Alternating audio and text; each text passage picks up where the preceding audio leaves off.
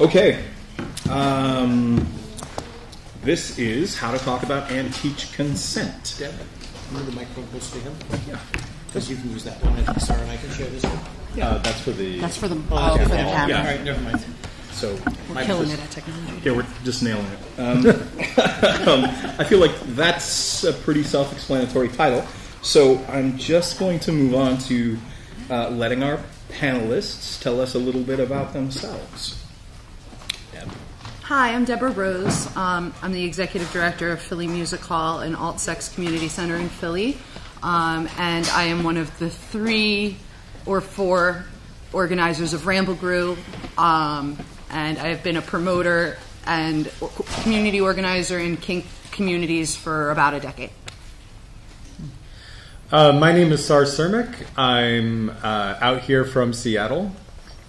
This is only my second time I've ever been to New York City. It's been quite interesting. I am the director of the Consent Academy. The Consent Academy is a group of educators and activists who teach, basically go out into the community and teach people how to practice consent. We're almost at our year mark, about 11 months right now.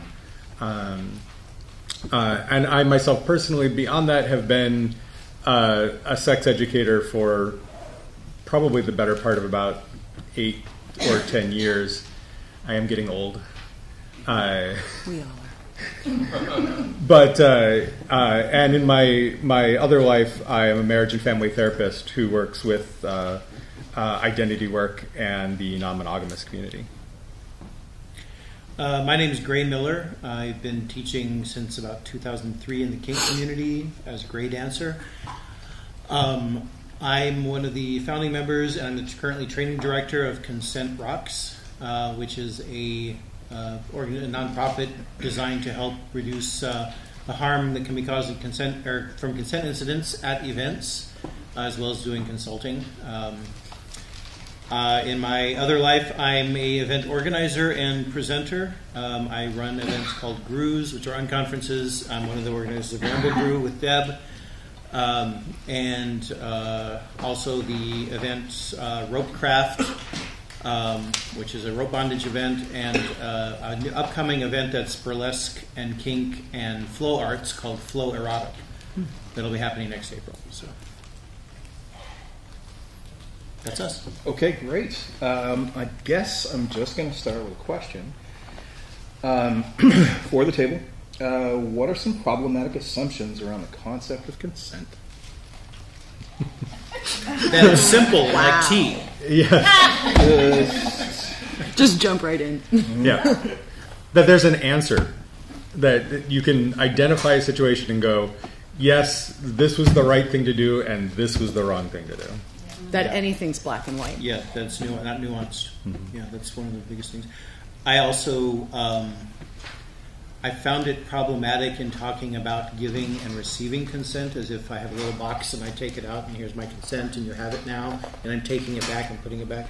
I find it more useful to talk about creating consent together, that it's an ongoing thing that is being created between people, and not that there is, like you say, there's not one answer to how to do that, but by keeping in mind that it's not something that's done and then it's finished, and we're that I think is a personal pet peeve of mine. That consent is only about sex. Mm-hmm. That you don't have to worry about consent in any other part of your life. It's only about when the clothes come off and you're going to engage in sexual activity. It's about so much more than that.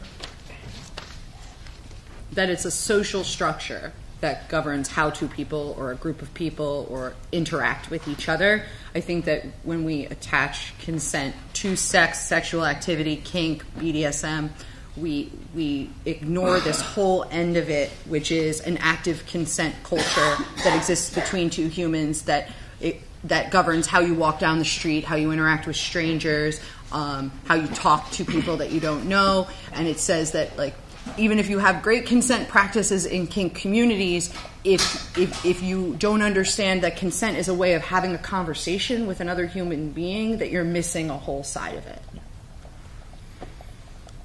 Okay, well, having said that, how does one begin to talk about consent? when it's such a complicated topic. It's essential to meet somebody where they're at.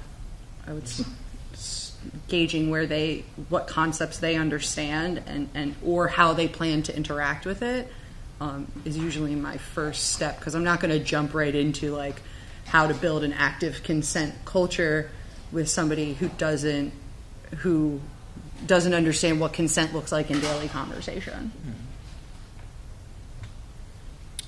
I like to start out with I do use the tea metaphor, but I use it in a different way. Just to ask you, how many people here like black tea? Raise your hand. How many people here like green tea? Okay. How many people like tea ceremonies? How many people like to have a good old-fashioned Victorian British tea?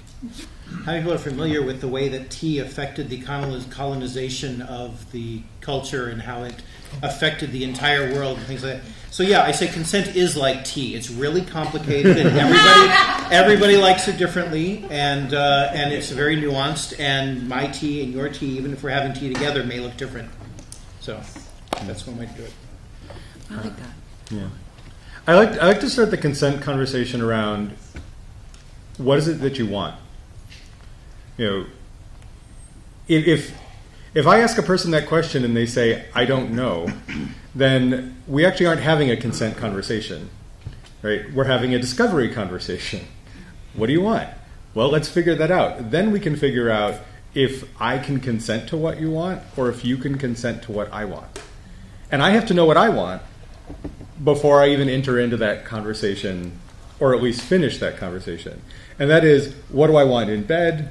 What do I want when I tie somebody up? What do I want for breakfast? Like, I will not consent to bacon. Not because bacon's not good, just because it would kill me. But, you know, consent is such an integral part of how we interact with people, but it has to start with, like, what do I want and what are my boundaries? And if I don't know that for myself, I can't have that conversation with you. And if you don't know that, it's really hard to start having the conversation of what am I willing to consent to and what are you willing to consent to. Would you make room in that? Sorry to No, jump in, but I agree with what you're saying, and I also think that it's important to be able to consent to things you don't necessarily know about. So maybe it's I consent to this process and I have these tools available to deal with what unexpected may come on. So. But that's I mean, we hadn't asked the question yet, but that's informed consent, right? Okay. I willingly know that I don't know these things. Yeah. Okay. And I'm willing to explore it until I say stop. Gotcha. Right. I think one of the ways that I approach consent conversations in a way that makes people want to engage with me in them is I start with consent can basically get you anything you want. That a keen understanding of how to seek, gain, and offer consent can pretty much get you anything you're looking for in your sex life, in your regular life. If you understand how to negotiate and communicate, then the sky is the limit. Like, you can find what you're looking for. And I believe that to be true. It seems sort of like joking, but it is really true. If you have a keen understanding of what you want and what you're looking for, and you're able to communicate that effectively with somebody who has a keen understanding of what they want and what they're looking for, you can negotiate your way into whatever sexual or non-sexual experience you're looking for, right? So I found, and not to generalize, I have found that argument works very, very well with masculine identifying people who may not particularly understand consent culture at its core. Yes. All right.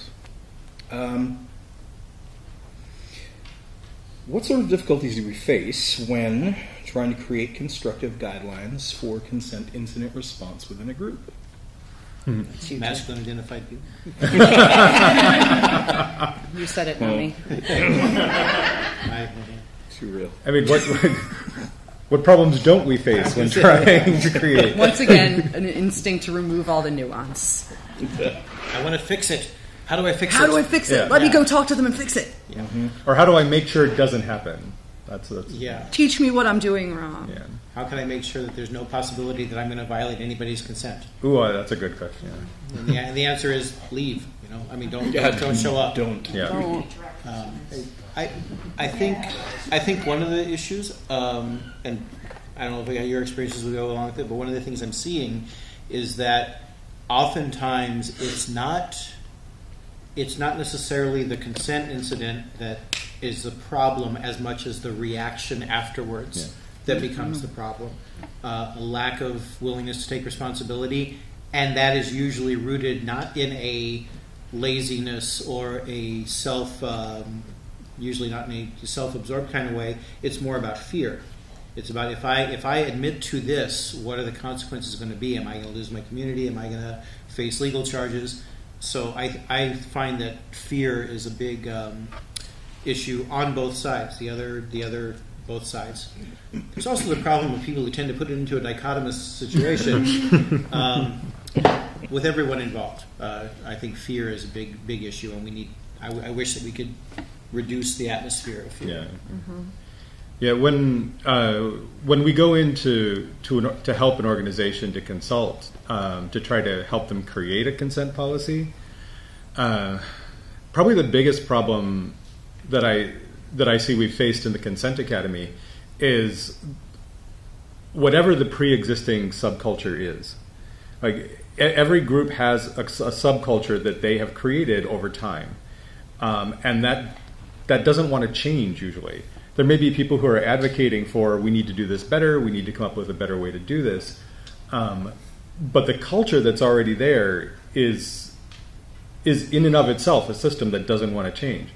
And so it's about getting buy-in from the leadership, if there is leadership, getting buy-in from the people who are there, and then getting them to practice it.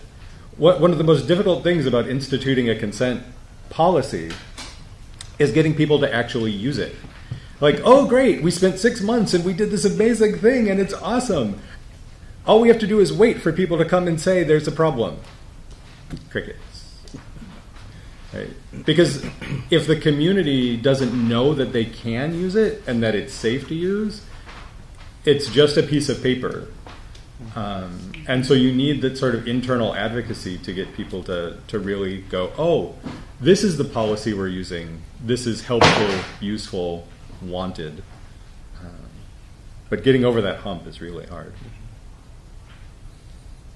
I think I'm going to sort of piggyback on what Sarah said and say that one of the biggest hurdles that I have seen communities, city-based communities, struggle with is a want to create consent policies, harassment policies, and safety policies that work, but the culture shift that is needed for them to be effective is not happening. And so we are still shaming and blaming reportees, and therefore there's zero incentive to come forward.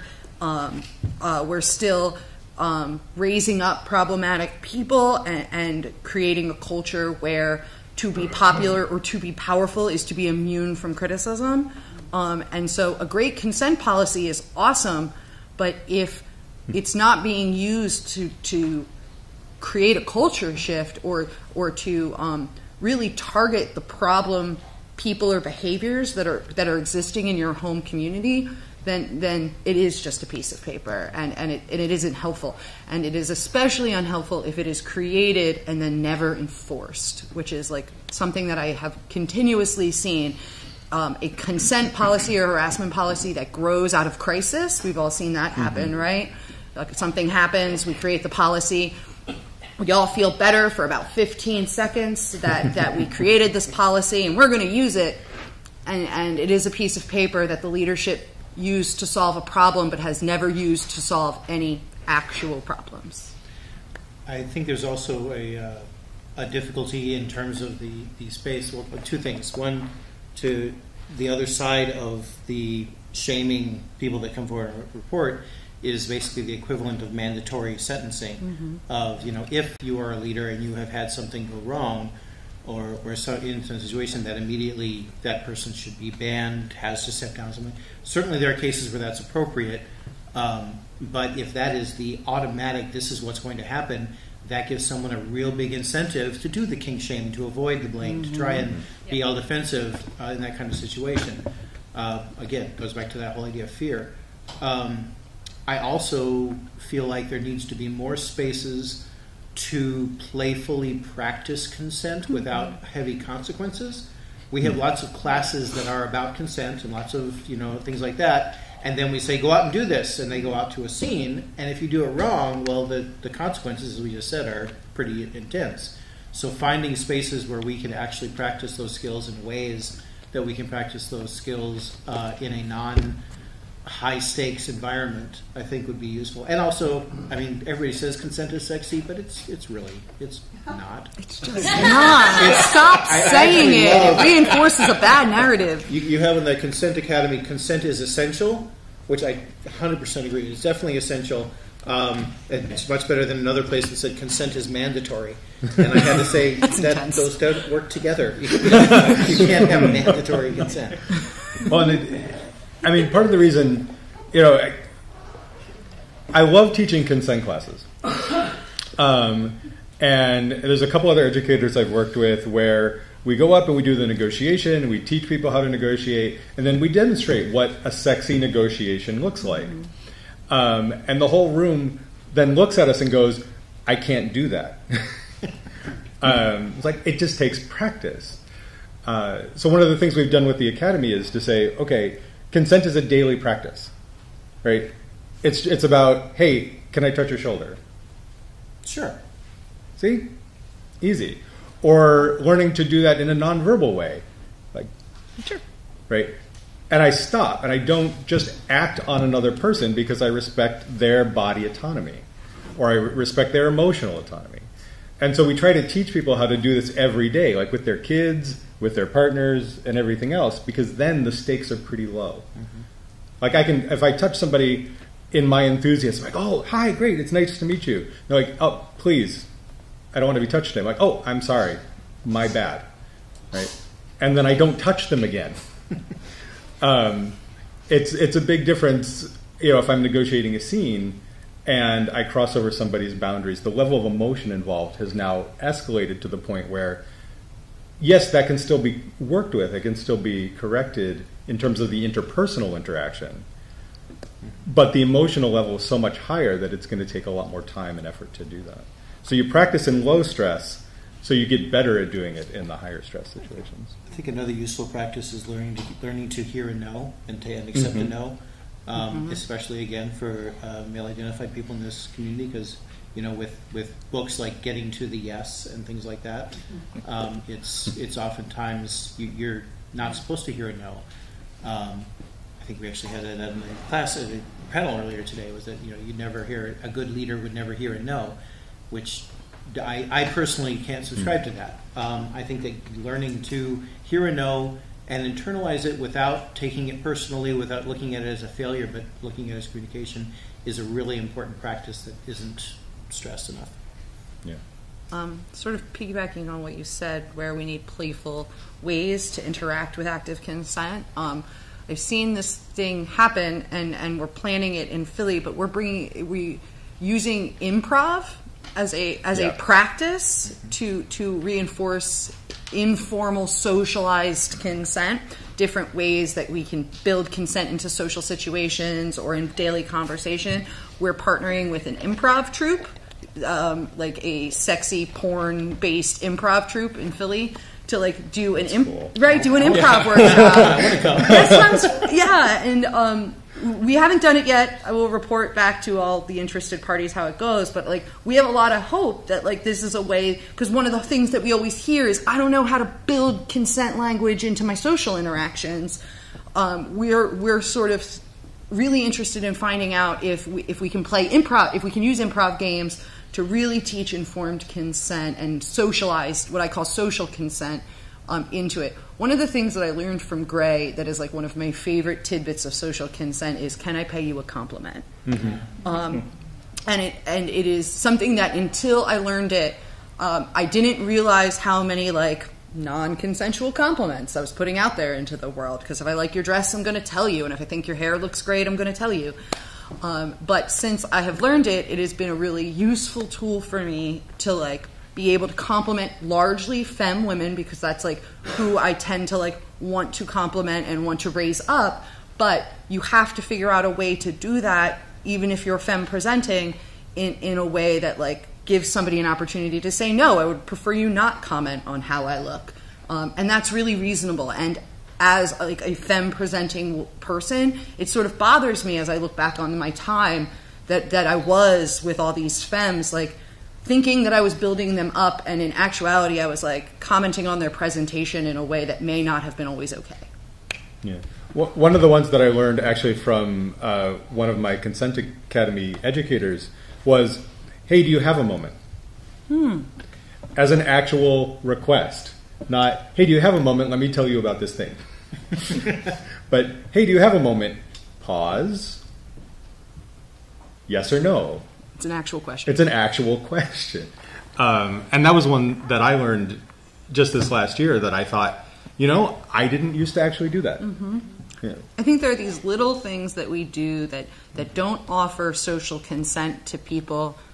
And it's just a matter of unlearning like really small behaviors that we all participate in. And I think the scene has gotten really good at, can I give you a hug? That's like one of my favorite things I really wish mainstream culture would catch on to, is can I give you a hug? But like there are these very small unlearned or behaviors that we all have because we grew up in rape culture that we just have to unlearn. And as we unlearn them, I feel like there are these like windows that open and you're like, oh, I didn't even realize how invasive this like small thing I have been doing is. And like you get to move forward in your life doing it a better way. But like, and it has been a lot of experiences and conversations with Gray and other members of Consent Rocks that have like aligned me to see like some of my how my language can be better improved, especially when it comes to interacting with other femme presenting people. Did I see a question over here? Yeah, you can ask questions. Oh, please ask questions. I was looking at you. I love questions. Yes, I forgot. Yeah, I'd like to encourage some interaction if that's over here. If you're into it. Oh, please. I was just wondering when it came to like playfully messing with consent. I was wondering if there was like a scenario, because I know with me, I've always had an issue saying no, and it's got me into some very emotionally manipulative situations, and it's gotten to the point where I have to, for me personally, I just say no to everything and then do it, just so I like physically know that I can say no if I need to, even though I don't have the force behind it. Like I was asked to close the windows this morning, I said no, and then I did it. Just so I could know that I could say no. Is there a way that would probably be more healthy? Apparently the audience has one. I actually teach a class specifically on how to say no. I would say no and then don't do it. That's the answer. Unless it's something you want to do and you're saying no just to like establish like base level autonomy, but you do actually want to do it, then like find. Actually, that's not for me. Well, I would add, like, if you want to practice saying no but still want to do the thing, add qualifiers. No, not now, but I'll do it in 5 minutes. As a way of practicing. Like, no, not that, but this. Right? Add qualifiers into it so that you are still practicing your no in an honest way and can still move forward with whatever the thing is, as simple as closing the window or as complex as where are we going to dinner. I have played a game in a group. We will get to the questions in a second. I have played a game which was useful for that kind of thing, which is similar to where you like ask her to touch my shoulder. You ask her. Man? No. Okay. And that's it. And everything, like you just walk around the room, and every time you see somebody, it's like, hey, Pendor, can I touch your shoulder? Say no. You just say no, and that's it. It's just a simple, and that helps me internalize it, not take it personally, and he knows that it's going to be respected. And that's it. That was a great game. It was interesting. There's actually a card game for that, and it's called Yes and No. Okay. I've also heard people respond with Sensual touch. I've also heard people respond with "Thank you for taking care of yourself." Yes, that's a good addition. Although, to be fair, I've heard that in just a sharply passive aggressive. I was actually trying to state it without putting a judgment on it because I actually think it's a little, I don't know, it is passive. It's a little snarky. Dan, we have a few hands down back there too. Well, yeah. Yeah, I think that one of the things that I really appreciated about the last seminar about talking about consent incidents in a non-volatile way is recognizing that sometimes the cumulative effect of existing, as a woman in rape culture, that sometimes my emotional reaction to a consent violation can outpace the nature of the violation because you're dealing with unprocessed, unacknowledged, cumulative trauma. And so finding a way to articulate to myself like what my actual boundaries are, and I've found myself in similar situations, not in social context, but frequently in sexual context, playing with false boundaries as a test of just not trusting that I'm going to be heard. So trying to establish like a tester boundary, basically, just to see. And I've had some success with that, but again, I'm also looking for tools on how to process this like otherwise unacknowledged trauma and being able to move forward in ways where I can better communicate with not just my partners, but everyone.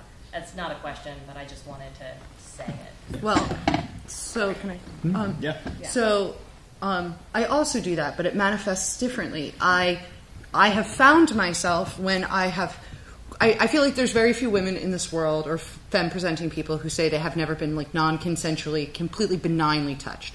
I have found that I have an unreasonable reaction when that happens. And that's unresolved trauma from past situations, from a lifetime of enduring it, from smiling and pretending it's fine, from having to pretend it's fine in situations where I need to maintain the social control to get whatever I need done.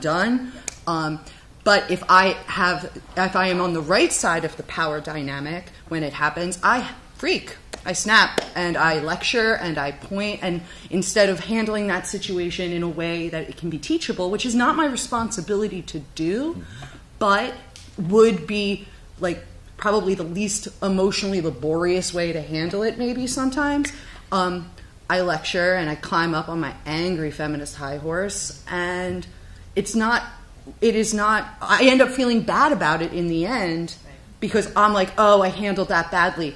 But in actuality, it's all the things that you're saying. It's residual trauma and a need for control and like the ability to have control in that moment. Yeah.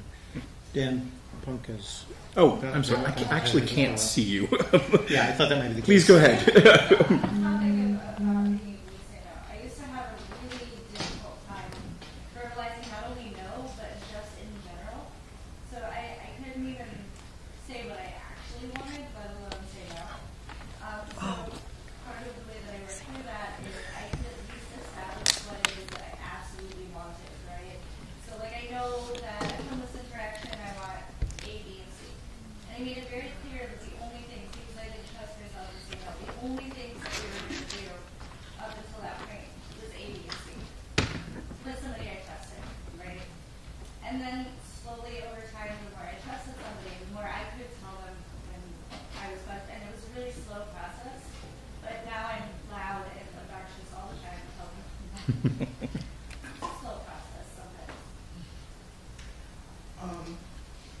This is a great topic. I'm from Florida, and just about every group right now, we're all having discussions, and everything that I've seen, every group is right now having meetings on consent.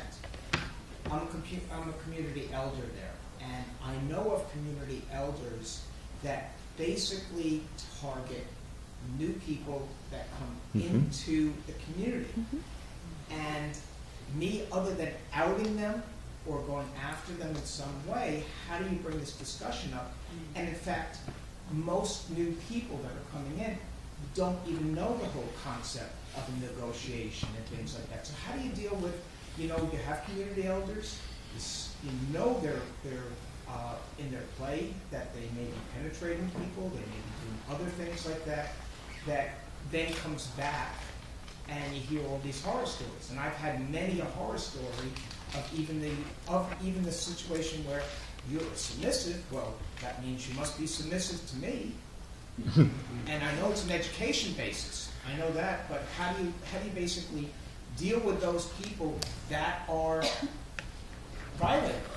Might have some experience with that. I do. I feel I mean, my first question in return, right, is do you feel like you can have a conversation with those people? The targets or the people that are the people who are doing this behavior? Not necessarily. Okay, so one of the things you bring up, which I'm sure we would have gotten to at some point, but the power differential in any situation has a incredibly significant impact on consent. When trying to talk to people about it, the power differential is incredibly in play. So as a community elder, it is much easier for a community elder to talk to another community elder than it is for someone who's like, I've been doing this for 3 years, and your behavior is shitty. Right? At that point, the person who's I've been doing this for 40 years, and what the hell do you know? It's always worked before. Right. I've been doing this since 1980, and I haven't had a problem since then. So you have to really understand the power dynamics in play. Another way to get around that is to bring in an outside group, right? To bring in someone who has some level of cachet in the community at large or in the country or even has just a really impressive title. It's funny, but it works. Iron Temple Dog. There you go. Big giant calls to authority. They do work. Yeah. Somebody who can come in from the outside who can say, look, the community is changing. And this is a discussion I've had a number of times. You've been doing this for 40 years. Every 20-year-old who comes to your parties doesn't stay more than twice. And do you want your community to die in the next 20 years? Right. So to have somebody who can say, look, things are changing. Do you want to change with them? Or do you want to go find a commune somewhere and live out the rest of your 20 years in the way you've been doing things? Because our communities don't grow if we don't get new people. But when we bring in new people, our community has to change to accommodate the new understandings that those people bring in. To piggyback, I'm just going to respond to you a little bit. So sort of on what Sarah said, if you are a community elder, I'm saying that this is my belief. If you're a community elder and you know of predatory behavior that's going on in your scene, you do have an obligation to hold those people accountable. And when we don't hold those people accountable, we create unsafe spaces. And no one wants to hear that that their community is unsafe or that there are predatory people preying within it. But it has largely been my experience that when we say, I know that there are older members of the community that are taking advantage of the missing stairs that exist within their communities and are preying on younger members, and I don't know what to do. The what to do is either provide bad references and warn people in some capacity or another, or make sure that those predatory people know that you see them and you know, and you or at least are trying to hold them accountable. And that can be trying to engage with them on better practices and teach them your better practices. Or if that's not a possibility, then it is, I believe you are an unsafe player and that you should take a look at that. Way in the back down there, you've been waiting a while. This is going back on actualizing consent, like asking for consent. And I was curious how to respond to people who see, like the general population, who see asking for consent as taking the submissive role in a conversation or an encounter.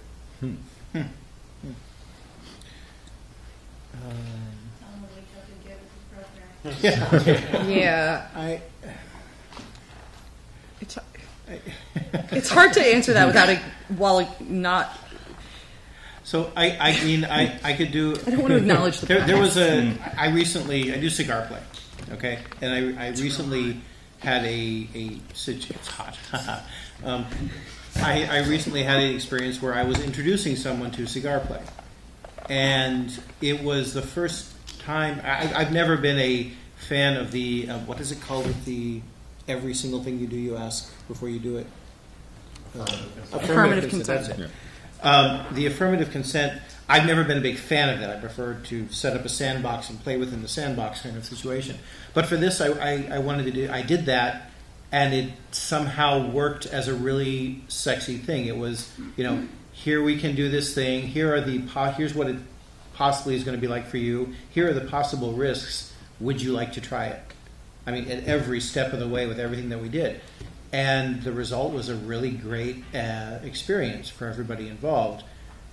But I mean, it's like I wish I could show them that kind of thing, because it is hard to, there are some people who the affirmative consent model is really the sexiest thing on earth. I've met some of those people. More power to them. Their kink is not my kink, and that's okay. So I don't know that there is a way other than saying it's better than the alternative. There's very little less sexy than finding out that what you thought was a great scene was actually someone having a horrible time. So, I think that inherent in the question, right? If somebody says, how do I ask consent and still be in a dominant role? Inherent in the question is a misconception. So maybe being able to talk to them about what does it mean to ask for consent. Most often, it is actually the dominant role who's asking for consent. The doer, the person who is doing, is saying, "Can I do this to you? This is what I want to do. May I do this to you?" And therefore, they're not acting from a submissive space. They're acting actually from the actor space, the dominant space. But coming from, it's just that inherent. Like if it's kind of saying, if I have to ask, it's not okay. Which is sort of this dominant cultural paradigm. It's like, if I have to ask you if it's okay, it wasn't okay in the first place somehow. And I'm just not sure that works. I want to add one more thing, just another thought that occurred to me that also can work, is that instead of looking at it as asking for permission, you're asking for information. I would like to know if this is something you would want to do. If the answer is yes, I still get to decide if that's going to happen. And that's a very dominant role to have. Pace? I have two things. I want to address the gentleman there in Florida. Is it possible for you to put all those people that you are alleging or you believe are violators in a teaching kind of environment where you're not accusing this one of doing something, but you can teach them that, when you're negotiating with someone and get consent and you get into play and they're said, don't touch my left nipple, and you do, that's an issue, but you're not really pointing them on. You don't have a investigative mechanism to do that. Is that possible in your situation? I'm waiting to see what may happen because I'm very intrigued that one of the big consent violators is actually going to have a discussion group on consent. It was postponed due to Hurricane Irma. Okay. And I'm waiting to see what happens, and I'm going to be there as a voice of conscience to see what's going on. So that is taking place. There's a lot of conversation in our community, and there's been a lot of violations. So I'm waiting to see what will happen, when this person does this presentation. Well, the consent issue, you're negotiating and you're asking for consent. So isn't that an even play? It's not a matter of being dom or sub. You're pretty much saying, look, you want to do this to me, I want you to do this to me, but I want you to do it in such and such a way. So there is not really a dom submissive situation as you're negotiating consent, right? That's my question to you guys. It's hard because there's a power dynamic in almost every interaction you but- have with another human. But in negotiation, Well, who was it that said everything is about sex except sex? And Because that's about power. sex is about power. House of Cards. House of Cards. Well, I think they were quoting someone else. Oh, okay. I don't know how. But yeah, I think that in some cases, in my particular case with my serva, people will say, well, when people say, oh, you have to come as equals first, and then you go into the party. I'm like, the minute we met each other, there was a power dynamic. We've tried stepping out of that, and it's really not a fun experience for either of us, even if we want to. And I think the problem inherent in that idea is that inherent in the idea that you have to be equal is the idea that equal in power is the same as equal in respect. The idea that you can't be a submissive and a dominant is implying that the submissive doesn't have the inherent value or respect or the inherent power that the dominant was. That somehow that's imbalanced. I like to say that the dominant is the one who comes up with the plan, and the submissive is the one who follows the dominant as the dominant tries to follow the plan. And that's really the difference between them. But I think that saying that I cannot picture a way that Naya, my serva, and I could talk with each other and not have some power influences with there. We can try and counter them, we can try and acknowledge them, but eliminating them has never been able to work for us. well, So. maybe the word equal doesn't fit in that set of circumstances, but in the beginning, when you were the freshman in that relationship, at some point there had to be a conversation, and maybe Well, because there that's not was- the way it's worked with my job. So. Yeah, I mean, there was a conversation. I didn't just assume, hey, on your knees kind of thing, but it was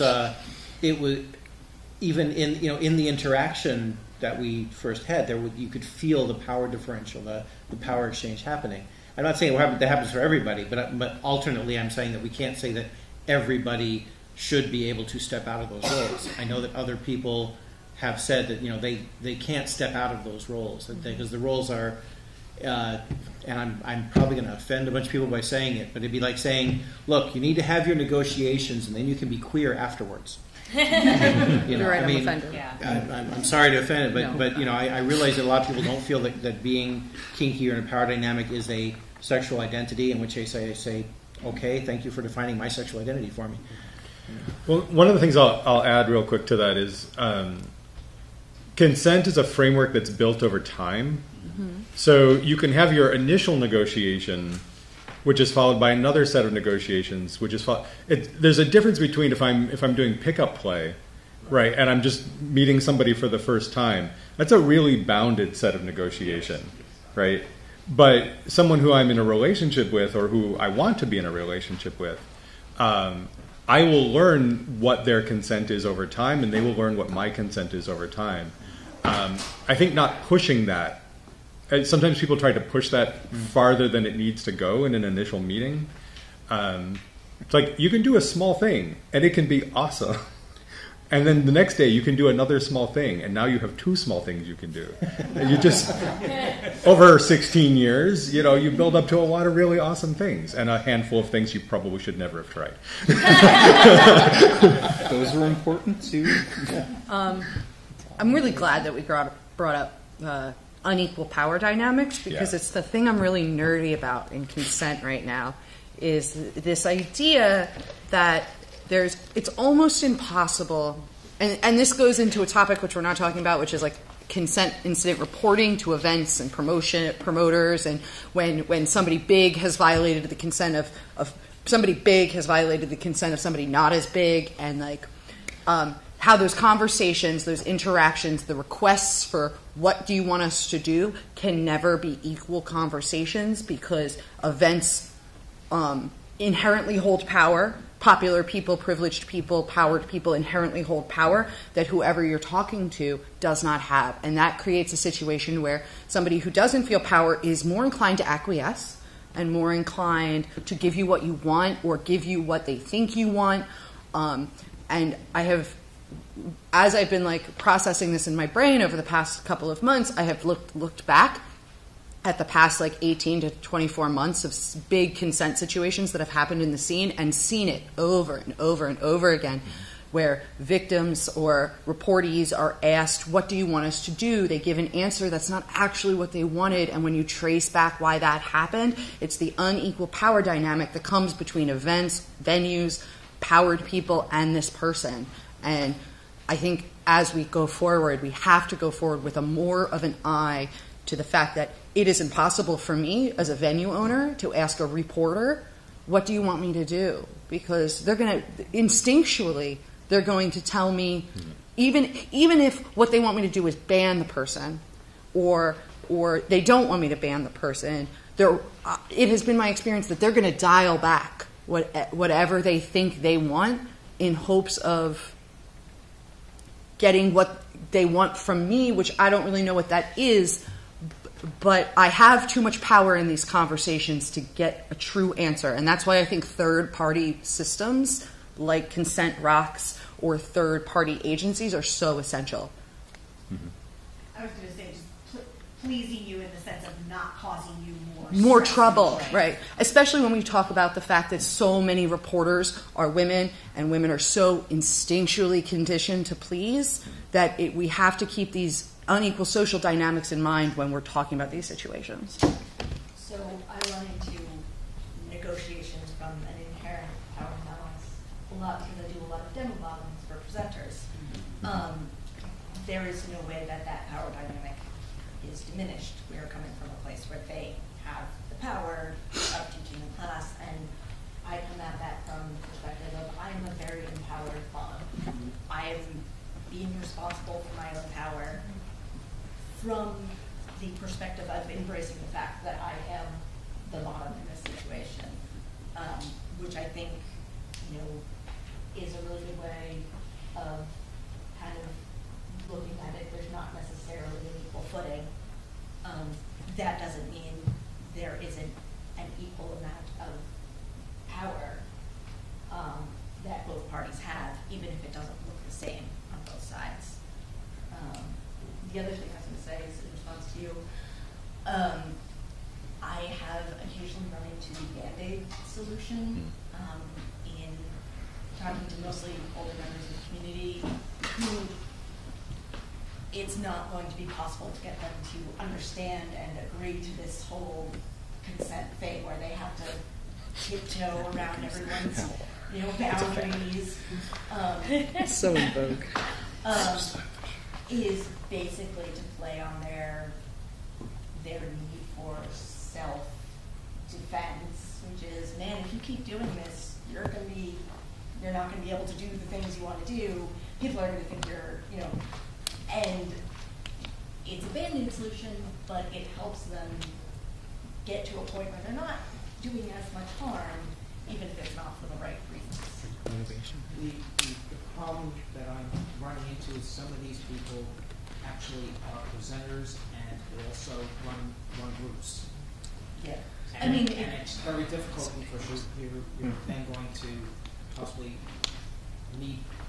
intervene in that group, or they're doing classes or things like that. And I know there's issues. One-on-one conversation. Dan? There's a question. Oh, I'm so sorry. Again, I don't think I can see. Short. Yeah, go ahead. Please. So just kind of going off of the empowered bottom theme, how do you three as educators talk about and teach about a bottom's active participation and their own personal agency and responsibility to themselves, the scene, the relationship in that consent conversation?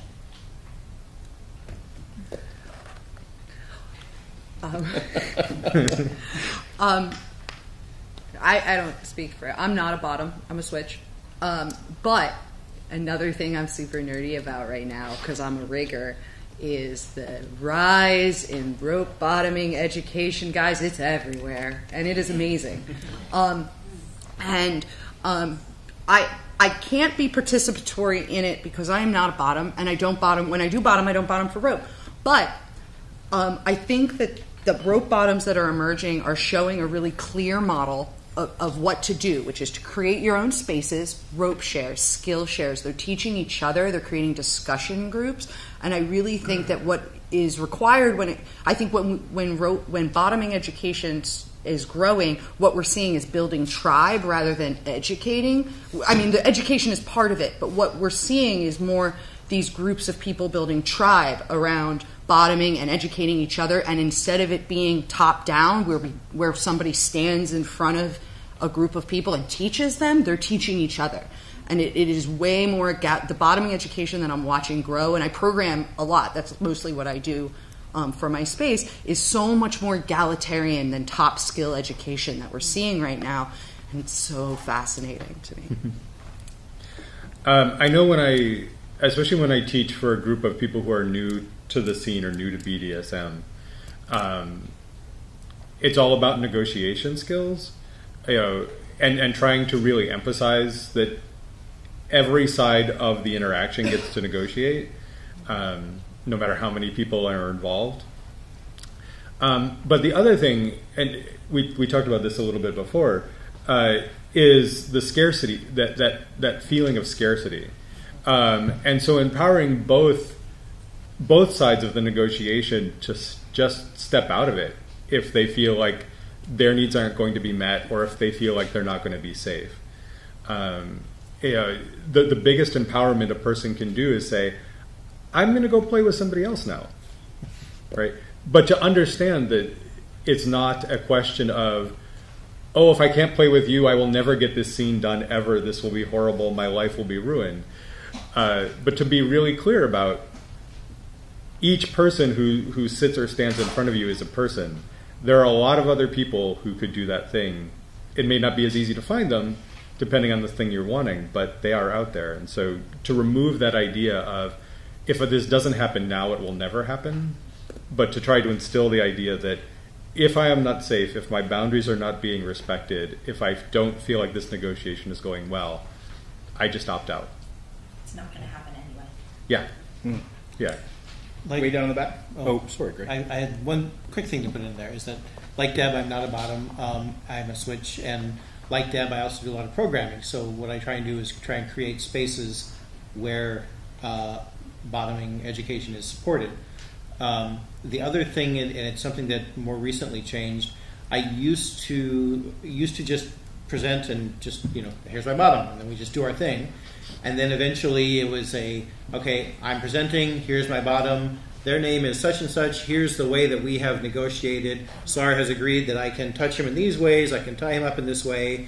And then it was even further, SAR has agreed that I can make objectifying comments about him, but you are not welcome to unless you pre-negotiated that with him, so please make sure, and all those things. And then recently it was pointed out to me that, hey, why don't you shut up, Ray, and just let your bottom tell that. So that's what I do now. And the funny thing is that I've had several demo, I'm like, okay, I want you to, I'm going to talk about what I've consented to, I'd like you to talk about what you consent to, and their response is, what? You're going to make me talk? What? I don't want to do that. but I think that it's useful for them to hear the voice and take. To some extent, it's taking them out of the idea of this is a demo bottom, a body that is being done to, and this is a person who is teaching along with the other person. So that was a useful lesson to learn. I think it's also powerful for people to see. That's the idea. Mm-hmm. I'm going to take one more question, then I'm going to circle back to a question that I have. So you sort of touched on this in your answer to the last question, but based off the last question, as individuals who are teachers and in the public eye and on this panel at the moment, what do you think can be done to minimize the discourse that basically does away with a submissive or a bottom-thought person as having the agency to make choices? We talk about negotiation of, do you consent to this? Do you consent to this? Do you consent to this? And in the conversation, a lot of the times, we almost minimize the submissive's role in it. And I was wondering if you had any ways or ideas of how we could approach that in a way that doesn't minimize the idea of submissives having agency and being responsible for their own well-being as well as the community? Great, I know you have feelings.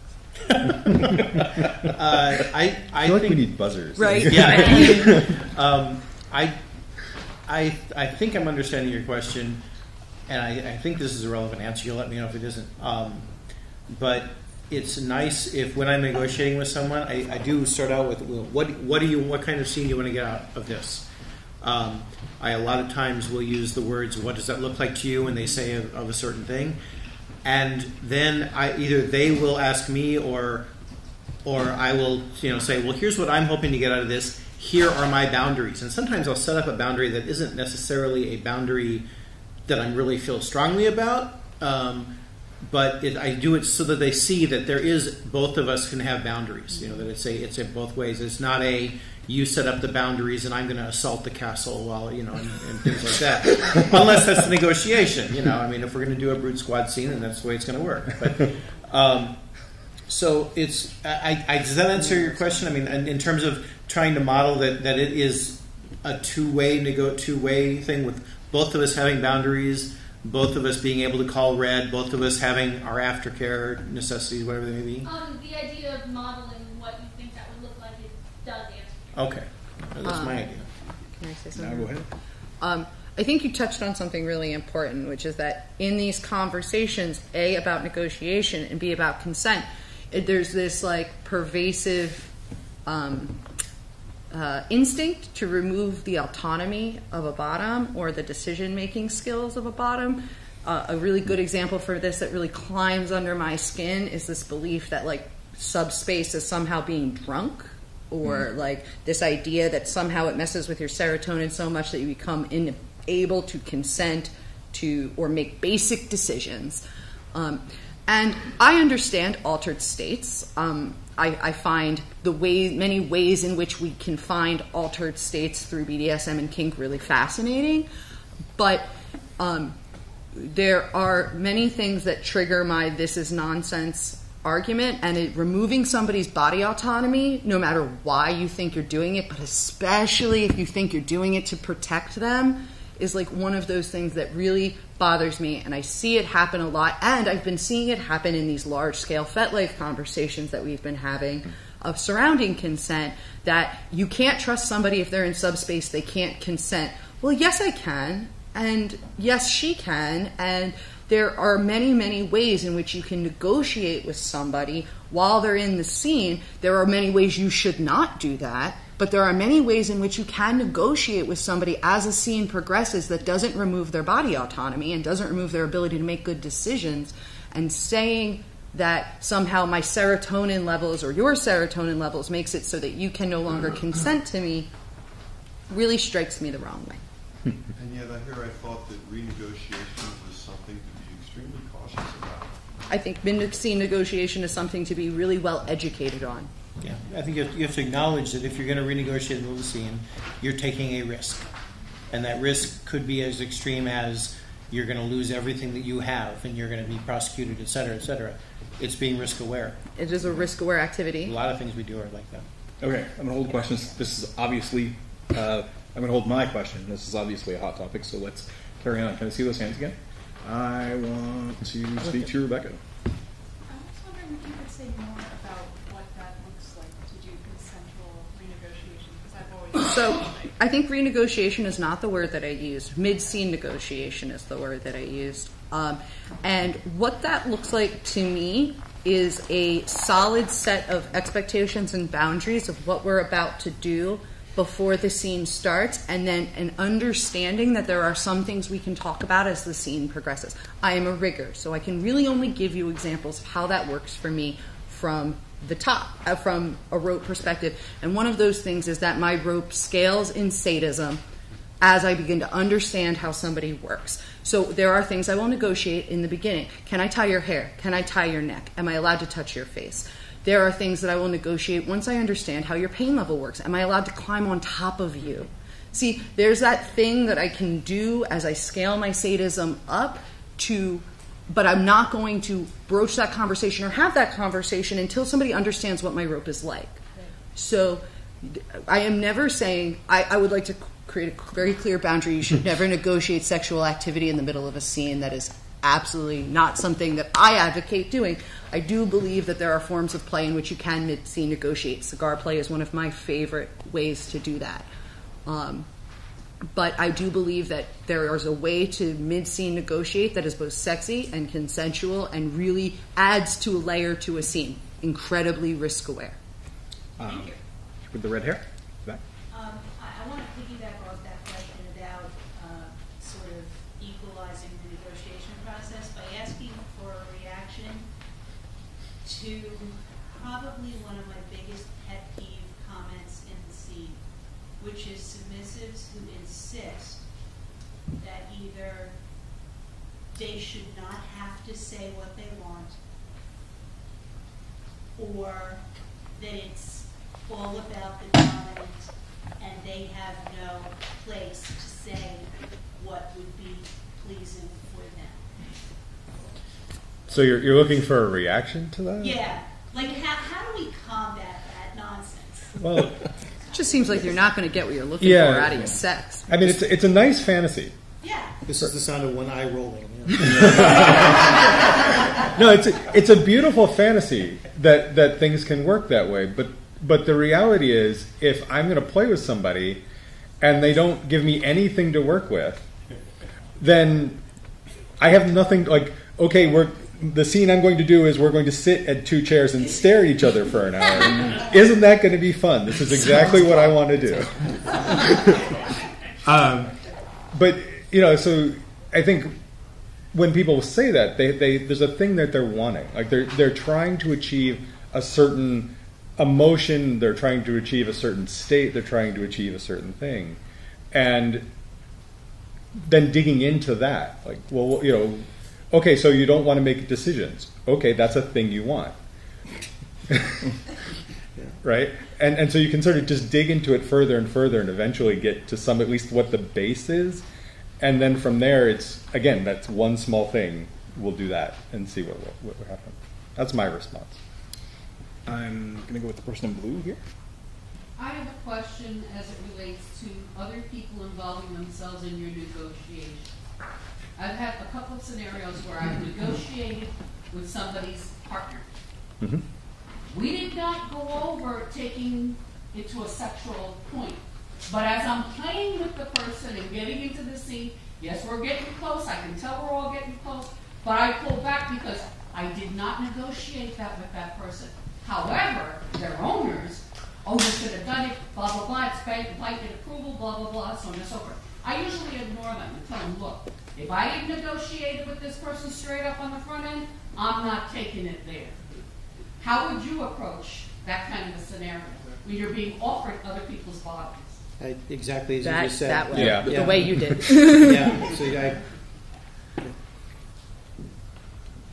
I just want a brief comment. I mean, the top in question has offered their bottoms agency. You haven't offered yours. So you get to do what you want. Yeah. Pete? I want to go back to the sub issue. When you get the sub, it's like you link it to today, I watched a lady demonstrate how crazy that really is. So as the sub said, you can do anything you want. She says, so I can take a pair of shears and snip off your pinky? Oh, wait a minute. You might want to negotiate that. I think that particularly male subs, if I can speak for us, we assume when the pretty lady's in front of us that she knows exactly what it is that we want. How much is different? We also assume that there's a higher power in a dom that you can read our minds. No, that's not the truth. I'm particularly vocal, as you can tell. So I have no problem telling you what it is I like and don't like because I know me. And I think that a lot of the male subs, particularly the newer bunch that are coming up, they have no idea what it is that pleases them. So they say, oh, you can do anything to them, thinking that it's going to be sexual. But you have people like that who will tie you sadistically. That's not sexual. Stick needles in. Yeah, you have all kinds of things like that. They're not thinking about it more. Everyone's thinking about the blood stored below my belt, and that's what's going to happen. Most women would like to fuck your mind first and you later. So I don't understand how It's a great quote. It seems that there's always a place for a female sub to learn how to be a female sub and what it is she likes and what she don't like. But us guys, we got a set of issues that only education can fix. Agreed. Over I'd here. like to piggyback off of this. I identify as an S-type, and I've had the, I don't want to say unfortunate circumstance, because it just sort of happened, that I hooked up with an S-type who was much more S-type than I was, and sort of attached himself to me, thinking that I was officially his top. And that was an interesting situation because I've never been in one like that before. I mean, I've been in like new relationships, but it was one time. I met him once, and Was it satisfying? what? No. Sometimes I mean, it has been my experience that sometimes masculine identifying subs feel entitled to them presenting women's attention, love, and energy in a way that I find really ironic and dichotomous. That was a nicely diplomatic way to put that. Well, Pace is like one of my favorite people. So I'm just trying not to offend him. Pace is kind of the exception to that. Pace is like, Don't worry, say what it is. I love you, baby. It was just such a weird thing, and me as an S-type, I don't know how to deal with that because I'm a very dominant personality in real life, but when it comes to the bedroom, I'm just like, I don't know how to deal with this. You're putting a box over there. I need to Clear boundaries. is there any way that, because it's like I don't want to not. It's back to that no thing, babe. Yeah. Yeah. Okay, Yep. it's all back to the nothing. Well, and, if the person wants, if the other person wants that, find them somebody else to do it for them, But that's No, not that's that's your not job. my responsibility. or have them find it. It's like, your job is to maintain your own boundaries. yeah. Boundaries and expectations. Phil in the back. Phil. Yeah. This is to touch back on the submissive not wanting to ask because they feel like it changes the power dynamic. I had an experience with this, and it kind of piggybacks into your notion of creating a sandbox. They expressed that they were having difficulties asking for special things. My response was, please ask. I'd like to know what you want to know. It doesn't mean I'm going to do it every time. I still have the power to make a decision. Yeah, to go back to that again, I mean, we've all had a response to your question, and I would say that that's a really bad negotiation technique, and that if a top encounters it, a sane top would say, I'm not going to play with you. Yeah. So a person would eventually learn, hopefully, that they have to do better than that. But sadly, I've known so many people who have gotten themselves into terrible trouble because they can't articulate what they need. I do the sneaker pinky off thing because it blows my mind that someone would not consider the potential dangers of saying to someone else, you can do whatever you want to me. Well, to go back to what Pace was saying, there's I haven't thought at all, since it's not cool, but I rarely deal with straight men. But women have their own conditioning about what is expected, what they think someone might want. So for a woman who's approaching a masculine or a male person, they're quite sure what that person wants from them, or so society has told them, that if they say anything you want, they have a reasonable expectation of what it's going to do. worse of a thing. So, Yeah. yeah, we all have our gender-based expectations. Yeah. Question: what tactics do you use to mitigate unequal power dynamics that are inherent in these relationships? Like, is there any way to acknowledge it, Well, negotiating it, so that you can compensate? I mean, recognizing that it's not simple to start with, recognizing that they exist. Let me rephrase that. Recognizing that they exist is the first step. If you don't know they're there, you can't deal with it. But after that, it's naming it. Like, okay, we have an unequal power dynamic. You're going to get more of what you want than I'm going to get in this interaction, unless we work together to alleviate that from happening. So, actually, kind of want to address that had something to do with the thing I was going to mention earlier, which is to say, we talk about power imbalances possibly within a DS dynamic, or possibly systemic power imbalances. I'm white and male. That puts me pretty high up. So that's a systemic power imbalance. But that doesn't necessarily reduce my respect for the agency of the person I'm dealing with. That's a choice that I make. And so Gray was talking about he and Servanaya's relationship being not equal. They're not on equal power levels. I've known Gray a couple of years now. I don't think I've ever seen him disrespect Naya's agency. Well, because I think the distinction was respect. That Yeah. power, and there can be unequal power without being unequal respect. And I've seen the two of you do quite a bit of business together and produce things, and the respect is there, but the power dynamic also plays a role, which I find really fascinating. To be honest, I think in some ways it's easier in a power exchange type situation because you can acknowledge that there is a power dynamic there, as opposed to the unacknowledged power dynamics, that exist in society and the things you're unaware of and things like that. So in some ways, I think we're at a head start already. The other thing that I do when Naya and I are talking is we have quite extensive, long, difficult conversations, and one of the things is constantly reframing it as her desire to serve me well and to what Melina Williams calls the prime directive, take care of the owner's property, means that she has to tell me what she wants.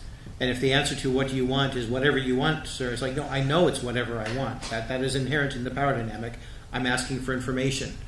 I need to know what it is you want, so then I can decide what I'm going to do. On my own level, it's reminding myself that, while there's this fantasy of I can do whatever I want, I think the thing was brought up earlier today of if I tell the person to go stand in front of a truck, that's not going to do very good. So it behooves me to remind myself that her health and her self-actualization, I think as Joel put it earlier, as a human being, is also in my interest as well, and I have to do the same thing for me. So it's just like you said, reminding yourself constantly. Just calling it for what it is. Elephants in the room.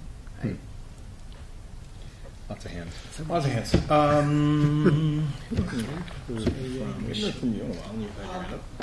that vein, and talking a little bit about what you're talking about, mid-scene negotiation, I'm probably going to get some eye rolling and maybe some people that won't talk to me later. But the situation being, I've always taken a very negative stand on people that say, top them from the bottom. When they say, don't top me from the bottom. To me, I have to think that's an insecure dom or dominant that does not understand. And as a dominant, I want to make a scene that's creative, that is pleasurable, and brings the submissive into a certain area. And I just like your reaction to that, because I hear that a lot in certain communities. But I'm always like, hey, you're just insecure because you don't want to listen to what the person has in the feedback on when you're doing a scene. shames bottoms for active communication. Yeah. You can replace topping from the bottom with communicating. Right. That's basically what you're saying. It's like, I would prefer you not communicate your wants and needs to me at this moment. Or frankly, ever. Or really, ever. It's a way of enforcing oppression. We had a hand way down in the back behind that easel. Oh, yeah. I wrote down 3 things. And this relates to the public facing, people in the community and teachers and party promoters, things like that. And it's about identifying the difference between predators, someone who may have had 1 or 2, accusations of consent violations, and then what I termed not aware, that someone who's be educated and maybe doing things in an awkward way. And what is the things that you think people could be doing as leaders in the community to, and what they should be doing for each of those kind of categories, if you want to take those categories into account. Predators, I identify as somebody who is habitually, as is well known, and the public community is very gossipy, and most people know who those people are, versus the other situations. Consent Academy is working on the consent-o-meter, right? Pointed at somebody else. Just a little thing. No, maybe someday. I don't know. Maybe not consent. But no, I mean, one of the ways we at least we talk about it is there are people who are either unwilling or unable to change their behavior. Some people do it intentionally. Some people aren't necessarily trying to go out and hurt other people, but you've given them multiple chances and they just, for whatever reason, can't get it. At some point in any community, they have to be told to move on for the safety of that community. Now, the problem is that should be the last resort, because then what happens is they just move on to somebody else's community. Mm-hmm. So, education. Consequences. Like, if you're going to engage in this behavior, this is going to be the consequence. Some venues have that ability, some venues don't. Some groups have that ability, some groups don't. So you almost have to go on a case-by-case basis in terms of who is the group who has the control over what's happening in that space. If I'm doing a party in my home, I get to say who gets to come into my home or not. That's easy. If I'm running public education forums, I don't get to say who shows up and who doesn't, because I've opened it to the public. But wherever possible, either sitting down and talking to that person directly, encouraging large group education, so you can encourage sort of a global understanding of consent within a group so that there are more people paying attention. And in some cases, we've told people, look, you need to go to therapy. We don't need to know what happens in your therapy, but we do expect a letter from your therapist saying that you attended for 6 months on a regular basis. I think that also one of the things that you mentioned is like people who just don't know better. And that's a bad way to phrase it, but I forget the phrase that you used. Right, and I think that it's 2-part. So those are what I love, the rise of the phrase consent incident. It's great. Mm-hmm. It really tells what we're actually talking about in a very specific context. There are always going to be situations, until rape culture no longer exists, until we are not socialized in it, there will always be incidences where consent culture bangs up against rape culture, and the social norms of one are completely unacceptable to the social norms of the other. Yeah. And that will always require large-scale education. So I love what is called tickler or red flag reporting, which is just, this person doesn't quite understand our social norms. Could you help as the venue or the organizer to facilitate the education of what our social norms are? Because this person doesn't understand that you're supposed to ask before you hug somebody, or you don't touch somebody on their shoulder while you're passing them, or you don't use pejorative nicknames for women. That's like something that happens so much in my community. I just have to be like, you can't just call all women sweetheart. Like, that's just not okay. But it has been so helpful to encourage that red flag reporting because I'm getting all kinds of information. People are coming forward with all kinds of stuff that I didn't know that we were confronting in the Philly scene, and it makes it so easy to mitigate larger problems. If you can catch stuff real small and be like, okay, so this is not an acceptable set of circumstances in this space, it will not, I have the chance to de-escalate it before it comes bigger.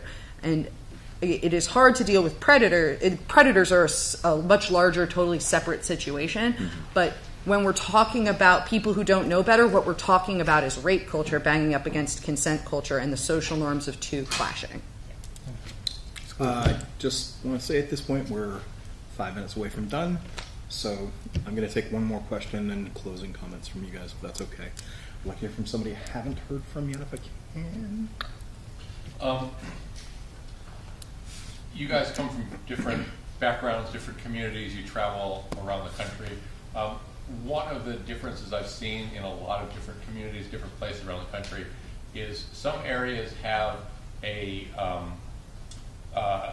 dominant community center organization. Oftentimes that's associated with a sense of orientation or initiation people are required to go through before they become part of the scene. Seattle certainly had that for many years, maybe less so today. Still working on it. Lots of other places have that. Test does that here in New York, but there are lots of other folks that don't. And I'm wondering, as you're talking about that type of education, first of all, really how much difference does it make to have that type of orientation as people are entering the scene? And then second, how different is it and how do you deal with this ongoing education in a community where that dominance is people have come through orientation versus a community where people haven't?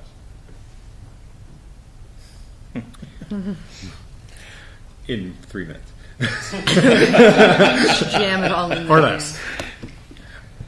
Communities that have a dominant organization That requires orientation. that requires orientation, in my experience, and I'm afraid to say this because it's overarching, tend to be safer. They as long as that organization operates in good faith, right? As long as that organization operates in good faith, there are the scenes on the East Coast that I know of to be really safe towards, or at least in service of consent culture, are Rochester. The Rochester King Society dominates the scene there, and their consent policy has set a standard in that community that has created a pretty safe space, and it is the basis that the hall used to build theirs. I have found that those overarching spaces tend to facilitate safer space. Seattle is a great example of that when the center was open. But that's a really dangerous overarching statement to make because it's not always the case, but it usually is. Yeah. What I would like to see more of is, I think that to some extent when it's done at the very beginning, it's seen as a hurdle to get through, and therefore it's something you don't necessarily have to pay attention to. Oh, I already know about consent. I'll go to the thing so I can go to the club, but that's going to be it. So I'd like to see it more built into the structure of the parties, or like finding the games that you can play at the beginning for one, or something along those lines, so that it's not a, oh yeah, I took the class on consent, I'm done, and more of a, I need to keep on exercising my consent muscles to make sure they're, or it's seen as gatekeeping. Yeah. But I do like it in terms of, especially in a larger organization, the ability to set expectations. And just to say, look, you can go in and play one-on-one however you want, but here our expectation is this level. And so even if the person comes and doesn't pay attention, later on when there's a consent incident, you can come back and say, look, you took the orientation, guess it didn't stick, let's try again. Maybe something. Yeah, just for a starting point, it gives that opportunity to say, look, here are our expectations. We can post them, we can print them, we can put them online, so that people coming into this space know at least what the base concept is. so that if there is something that comes up, they can actually say something about it, which will hopefully make everything safer.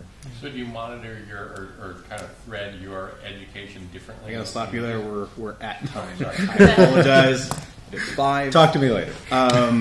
Thank you all for coming. Deborah Rose, Sar, great answer. Thanks, guys.